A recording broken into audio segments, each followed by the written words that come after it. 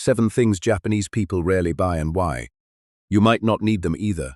Imagine walking through a supermarket in Kyoto. You pass shelf after shelf of products, but there's one aisle where some shoppers barely slow down. It isn't because the products are uninteresting. It's because they already know what they need. The same brand of soy sauce, the same rice, the same detergent, and sometimes the same household appliance they've repaired instead of replacing. Now compare that with another shopper somewhere else. They're staring at dozens of bottles of water, wondering which one tastes better.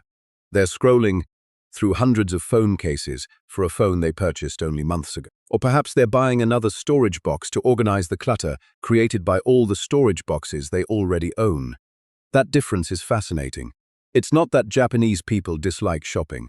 Quite the opposite. Japan is home to extraordinary department stores, vibrant shopping districts, convenience stores filled with almost anything imaginable, and a deeply sophisticated consumer culture. The difference is more subtle. For many households, there is a strong instinct to think twice before bringing something new into the home, not necessarily because money is tight.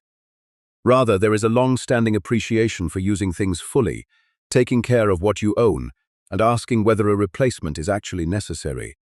And that leads to a fascinating question. What are some of the things many Japanese consumers are less likely to keep buying? And what could we learn from that habit? Because this isn't simply about spending less. It's about understanding why we buy in the first place. And the 7th item on this list might be the most important of all. It isn't something you can put in a shopping cart. It's a feeling.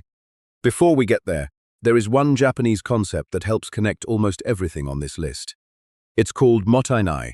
There isn't a perfect English equivalent. It is often translated loosely as what a waste.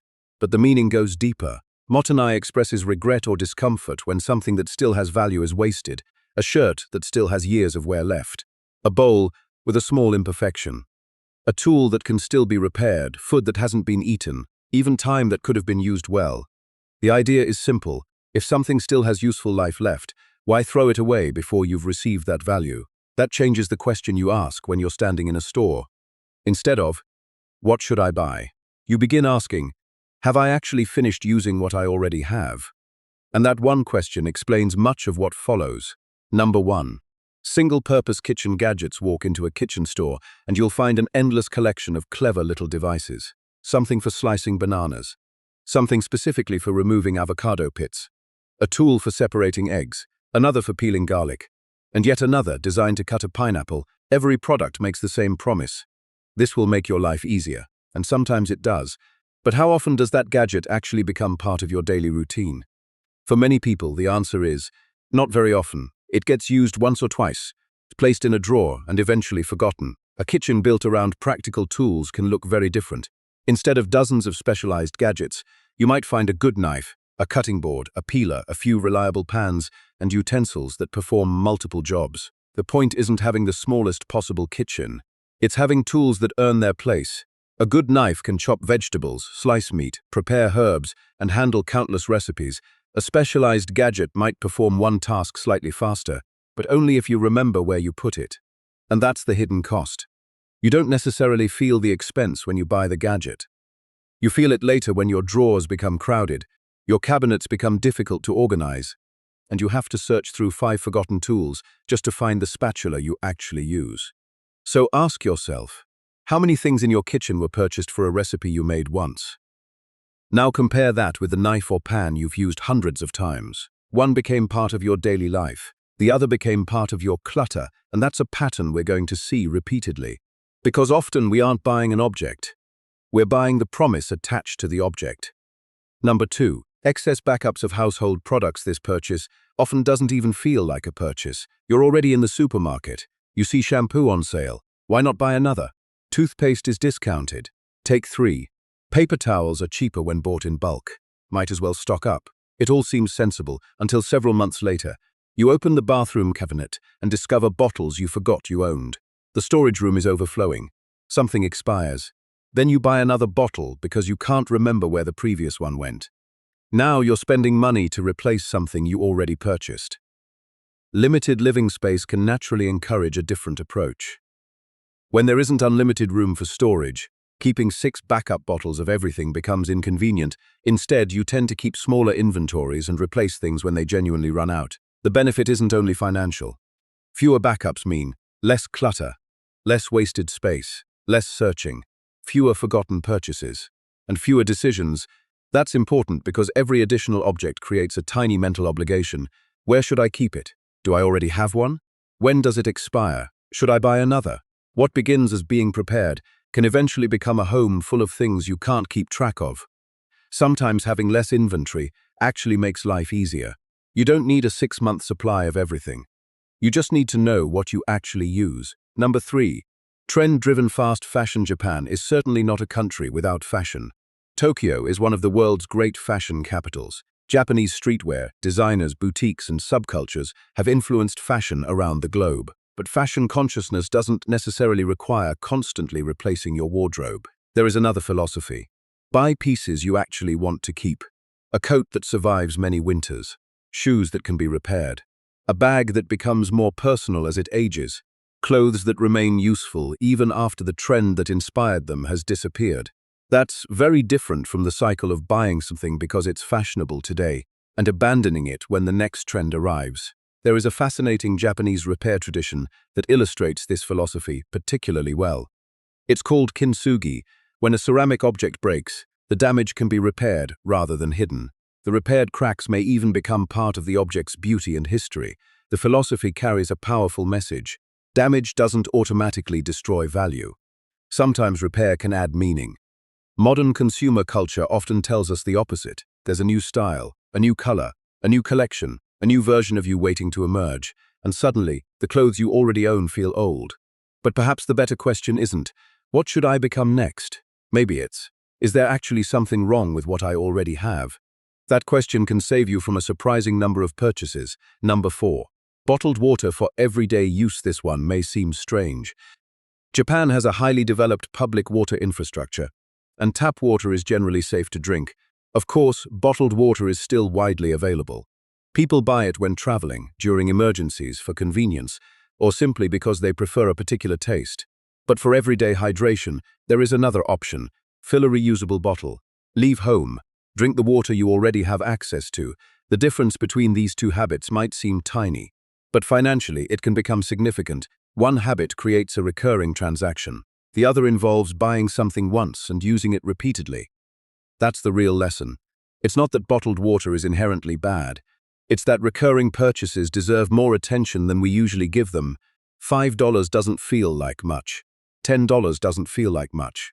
But repeat those purchases every week, and suddenly you're talking about hundreds of dollars over the course of a year. The individual transaction is small. The habit is not. So whenever you find yourself repeatedly buying something, ask, am I purchasing something I genuinely need, or am I paying again and again for something I already have another way to obtain? That question applies to much more than water. Number 5. Replacing things that still work. This might be one of the biggest sources of unnecessary spending. A new smartphone arrives, a new smartwatch, new headphones, a new backpack, a newer appliance, and suddenly your perfectly functional version starts feeling inadequate. But there's an important distinction between innovation and replacement. Japan is famous for technological innovation. That doesn't mean every new technology requires replacing the old one immediately.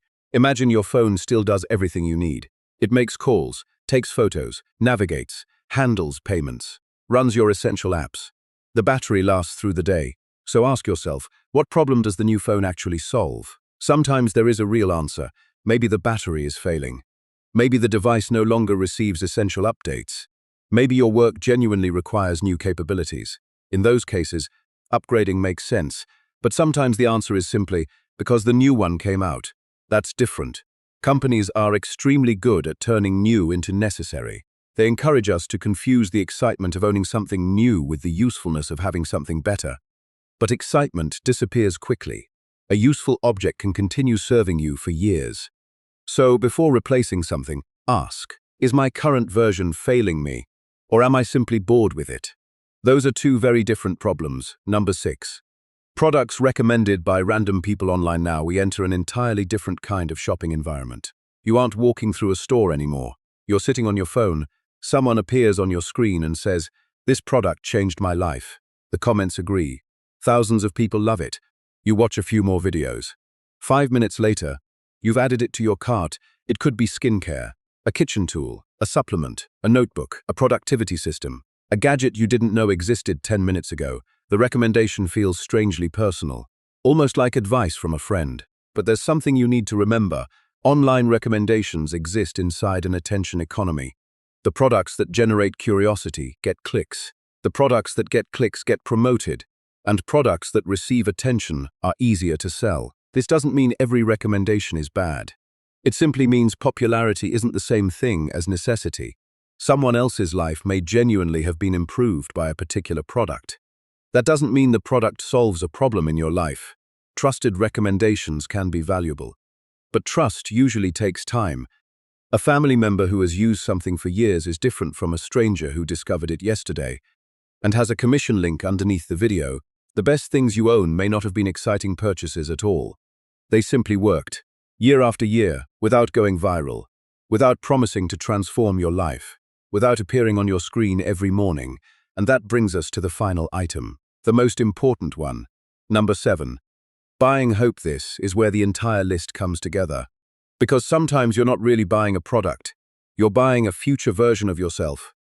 Think about the last thing you almost purchased. Maybe it was an expensive notebook, a fitness tracker, a sophisticated coffee machine, a productivity app, a language course, an expensive jacket. Ask yourself why you wanted it. Perhaps the real answer wasn't, "I need this." Maybe it was, "If I own this, I'll finally become the person I want to be." The notebook represents discipline. The running equipment represents fitness. The coffee machine represents sophistication. The productivity app represents organization. The language course represents becoming more educated. The designer clothes represent confidence. The object becomes a shortcut to an identity. If I buy this, I will become that. And sometimes, yes, a purchase can genuinely help. But often the problem isn't that you lack the right object. You lack the habit, and no product can permanently substitute for a habit. This is where another Japanese concept becomes relevant: Kaizen. Kaizen is often associated with continuous improvement through small, consistent changes. Notice what it doesn't require. You don't need to buy a new version of yourself. You don't need perfect equipment. You don't need the most expensive system. You simply need to take the next small step. Want to become healthier? Walk before buying an expensive collection of fitness equipment. Want to cook more? Start cooking before purchasing a kitchen full of specialty tools. Want to read more? Read the books you already own before buying another bookshelf. Want to learn an instrument? Practice before upgrading to a more expensive one. Action first. Purchases second. That is almost the exact opposite of how advertising often works. Advertising says, "Buy this and then become the person you want to be." Kaizen suggests, start becoming that person and buy something only when it genuinely helps you continue. The question to ask before your next purchase. So here's a simple experiment. The next time you want to buy something, stop for a moment. Don't ask, "Can I afford it?" Ask something more revealing. If this product disappeared tomorrow, what could I still do today? If the answer is, "I could start anyway," then perhaps you weren't really shopping for the product. Perhaps you were shopping for permission. Permission to start. Permission to change. Permission to become someone different. But you may not need permission. You may simply need to begin. The real lesson. The lesson isn't that Japanese people never buy these things. Of course they do. People everywhere have different lifestyles, budgets, preferences, and needs. Things break. Technology improves. Circumstances change. Sometimes buying something new is absolutely the right decision. The deeper lesson is about creating a pause between wanting something and buying it. Before replacing the shirt, ask whether it still fits. Before replacing the pan, ask whether it still cooks. Before replacing the chair, ask whether it still supports you. Before buying another notebook, look at the empty pages in the one you already own. Before upgrading your phone, ask whether it has actually stopped serving you, because sometimes the object isn't asking to be replaced. Your attention simply moved somewhere else. And perhaps that's the most valuable lesson of all. Contentment doesn't always come from acquiring the next thing. Sometimes it comes from recognizing the value of what you already have. Saving money isn't always about earning more.